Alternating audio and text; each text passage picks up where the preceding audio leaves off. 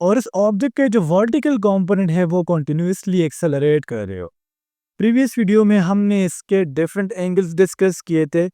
Maximum होगा 45 degree पर, maximum flight होगा 60 डिग्री पर और सेम होगा 90 डिग्री पर। अगर हम थर्ड क्वाड्रेंट की बात करें तो 10 पॉजिटिव होगा।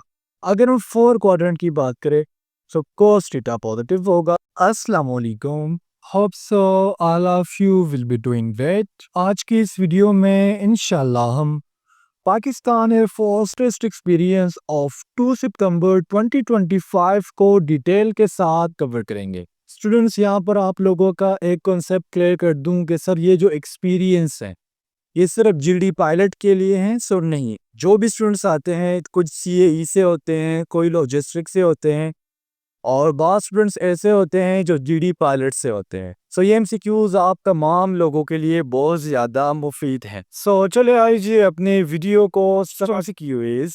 Work done is zero when angle between force and displacement is. So यहाँ पर आपके माइंड में ये क्वेश्चन आ रहा होगा कि सर यहाँ पर फोर्स और डिस्प्लेसमेंट के दरमियान एंगल के बारे में क्यों पूछा जा रहा है। So as you people know कि आपका जो वर्क है ये डॉट प्रोडक्ट है फोर्स एंड डिस्प्लेसमेंट का। यानी वर्क किस चीज के बराबर है? फोर्स एंड डिस्प्लेसमेंट का। सो दैट्स व्हाई यहाँ पर एंगल की बात हो रही है बिटवीन फोर्स एंड डिस्प्लेसमेंट का। तो जब भी फोर्स और डिस्प्लेसमेंट के दरमियान जो एंगल है वो 90 डिग्री के बराबर होगा, सो इस टाइम पर जो वर्क डन होगा वो जीरो होगा। या सिंपल अगर आप कहें, अगर cos थीटा जीरो के बराबर होगा सो तब आपका वर्क डन जीरो के बराबर होगा। बाज़ औक़ात आपको ऑप्शंस में 90 डिग्री नहीं दिया होगा।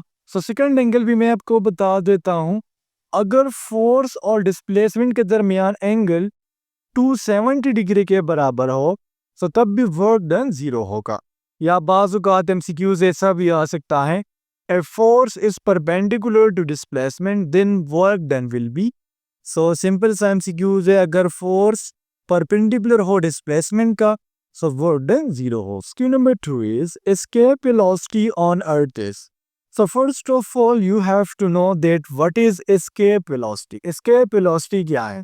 So students, आपको पता है कि जब भी कोई बॉडी, आप सपोज करें एक बॉल को टालो जब आप उसे हवा में फेंकते हो, सो ग्रेविटेशनल फोर्स की वजह से वो बॉडी या जो वो बॉल है वापस जमीन की तरफ आ जाता है। सो मिनिमम इतना फोर्स या इतनी वेलोसिटी जिसके थ्रू आप ग्रेविटी से अपने आप को छुड़ा सकते हो, मीन मिनिमम वेलोसिटी जिसके जरिए आप अर्थ की ग्रेविटेशनल फोर्स से अपने आप को फ्री कर सकते हो, इसको हम एस्केप वेलोसिटी कहते हैं। एस्केप वेलोसिटी को हम सिंपली लिखते हैं v, ठीक है। और ये हमारे पास किस चीज के बराबर है? Under root 2gm over R. G क्या है? ग्रेविटेशनल फोर्स है। एम क्या है? Mass of the body. And R आपका रेडियस है। अगर हम जमीन पर मिनिमम एस्केप वेलोसिटी की बात करें तो वो है 11.2 किलोमीटर पर सेकेंड। अब इससे आप क्या अंदाजा लगा सकते हो? अगर किसी बॉडी ने ग्रेविटेशनल फोर्स से अपने आप को फ्री करना है तो उसको इतने स्पीड से मूव करना होगा। नंबर 3 इज ऐसा unit of resistance. So resistance का जो ऐसा यूनिट है वो है ओहम। यहाँ पर अगर हम कॉलम की बात करें सो कॉलम इज द ऐसा unit of charge, while joule is the SI unit of work plus energy. Volt is the SI unit of electric potential difference. And skill number 4 is she is learning to play blank piano. So article की story मैं आपको पूरी previous video में बता चुका हूँ। Article collectively 3 types के, ठीक है, जिसको हमने 2 बड़े कैटेगरीज में कैटेगराइज किया हुआ है, definite article and indefinite article. Definite article आपका आर्टिकल दा होता है जब किसी स्पेसिफिक चीज की बात हो रही होती है तो वहां पर आप आर्टिकल द यूज करते हो। जहां तक बात है इनडेफिनेट आर्टिकल की, यानी आर्टिकल ए और आर्टिकल एन की, ये इनडेफिनेट आर्टिकल है, इसको आप तब यूज करते हो जब आपको नाउन दिया जाए वो सिंगुलर हो और काउंटेबल हो। यहाँ पर पियानो नाउन तो है लेकिन देखिए ये एक स्पेसिफिक इंस्ट्रूमेंट है। गिटार हो सकता है, पियानो हो सकता है, अर्थ, मून, ओशंस, तो इसके साथ हम द यूज करेंगे। She is learning to play the piano. Skill number 5 is he was wounded by blank bullet. अब यहाँ पर आपका नाउन क्या है? बुलेट। बुलेट को आप काउंट कर सकते हो ना? यस, सिंगुलर भी है, काउंटेबल भी है। किसी स्पेसिफिक बुलेट की बात की जा रही है, 9 mm 10 mm? नहीं, स्पेसिफिक नहीं है, तो आर्टिकल दा तो यूज नहीं होगा। अब ये आर्टिकल ए यूज करेंगे या एन यूज करेंगे। अब जब आप बुलेट को प्रोनाउंसिएट करते हो, सो क्या आपके साथ एक वोवल साउंड प्रोड्यूस हो रहा है? आप कहेंगे नो सर, वोवल तो नहीं है, कॉन्सोनेंट है। तो दैट्स व्हाई यहाँ पर हम आर्टिकल ए का यूज करेंगे। He was wounded by a bullet. Skill number 6 is the path followed by a projectile is. So first of all students, projectile होता क्या है? जब भी आप किसी चीज को, वो बॉल हो सकता है, वो फुटबॉल हो सकता है, जब आप उसको एयर में फायर करते हो या एयर में किक करते हो, उस टाइम उस पर कोई भी फोर्स नहीं है, ठीक है? कोई भी उस पर फोर्स नहीं है माँ सिवाय ग्रेविटी के। यानी कोई बॉडी हवा में, एयर में मूवमेंट कर रही है और उस पर जो फोर्स है वो ग्रेविटी है। सो ऐसे ऑब्जेक्ट को हम प्रोजेक्टाइल ऑब्जेक्ट कहेंगे। और ये जो मोशन शो करता है ये कहलाता है प्रोजेक्टाइल मोशन। और ये ऑब्जेक्ट जो पाथ या जो पैथ फॉलो करेगा वो कहलाता है पैराबोलिक। और पैराबोलिक पैथ ये तब इख्तियार करेगा जब इस प्रोजेक्टाइल के जो हॉरिजेंटल कंपोनेंट है वो फिक्स्ड हो और इस ऑब्जेक्ट के जो वर्टिकल कंपोनेंट है वो कंटिन्यूअसली एक्सेलरेट कर रहे हो। प्रीवियस वीडियो में हमने इसके डिफरेंट एंगल्स डिस्कस किए थे।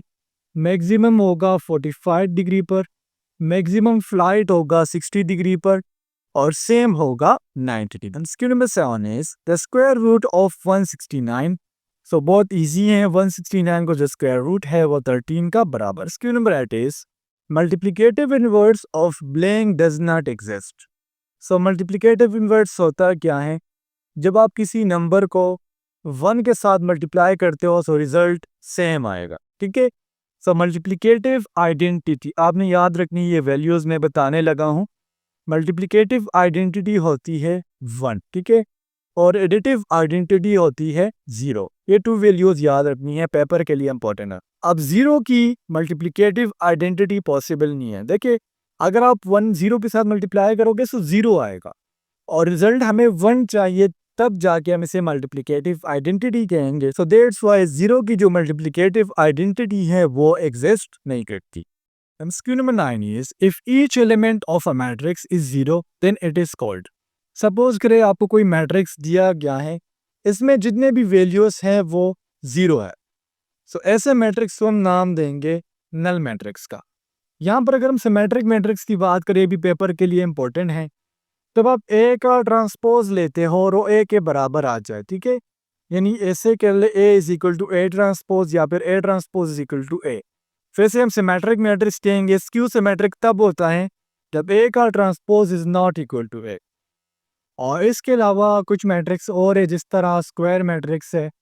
और इसके अलावा आपको ऑर्डर फाइंड करना चाहिए, यानी ऑर्डर किस तरह फाइंड होता है ये भी पता होना चाहिए। तो अगर सपोज करिए आपको सेट दिया गया, इसका आपने ऑर्डर फाइंड करना है। ऑर्डर हमेशा याद रखे कि रोज मल्टीप्लाई विद कॉलम करना होता है। कितने रोज है? 1 2, तो इसका 2/3 ऑर्डर है। 2/3 है क्योंकि इसमें कॉलम्स 3 है। Skew number 10 is which one is different from the rest. अब यहाँ पर इस एमसीक्यूज को थोड़ा सा डिटेल से समझाऊंगा। स्टूडेंट्स, जब भी आपके पेपर में इस टाइप का क्वेश्चन आ जाए, which one is different from the rest, या फिर which of the following is different from the rest, या फिर ऑड मैन आउट, इसका मतलब ये होता है कि जो आपको 4 ऑप्शन दिए गए हैं, इसमें से एक ऑप्शन ऐसा होगा जो बकाया से डिफरेंट होगा। अब यहाँ पर अगर हम स्टेशनरी की बात करें तो ये डिफरेंट है। रीज़न क्या है? क्योंकि जो पेन है, बुक है या नोटबुक है, ये आपको स्टेशनरी में मिलते हैं। यानी आपका जो इसका शॉप होता है, इसको हम स्टेशनरी का नाम देते हैं। तो दैट्स व्हाई स्टेशनरी यहाँ पर different. Number 11 is the meeting will start blank 2 PM। अब यहाँ पर स्टूडेंट्स मैं आपको पहले तो आंसर बता देता हूँ। इसका आंसर है 8। The meeting will start eight 2 PM। 8 को हम preposition of place, preposition of time, preposition of target या फिर प्रीपोजिशन ऑफ रेट भी कहते हैं। मैंने आपको 4 चीज़ें बताई, मैं यहाँ पर लिख देता हूँ। ये 4 चीज़ें, ठीक है? First, second, third and fourth. इसके साथ हम 8 प्रीपोजिशन का यूज़ करेंगे। सपोज करें अगर हम प्लेस की या फिर पोजीशन की बात करें तो we will meet at the park.